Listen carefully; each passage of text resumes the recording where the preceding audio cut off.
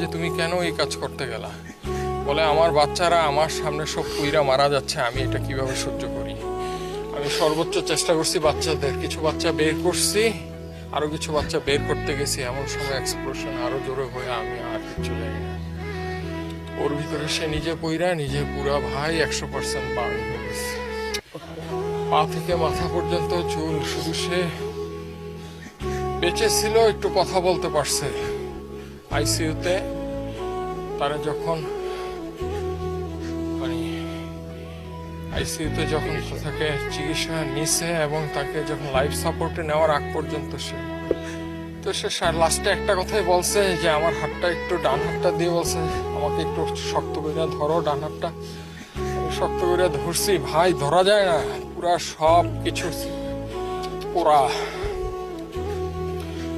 বুকের এইখানে নিয়ে বললো তোমার সাথে আমার আর দেখা হবে না।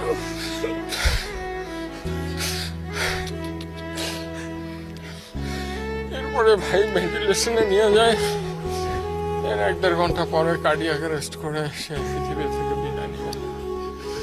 আর সে আমাদের সবাইকে ফাঁকি দিয়ে চলে গেছে।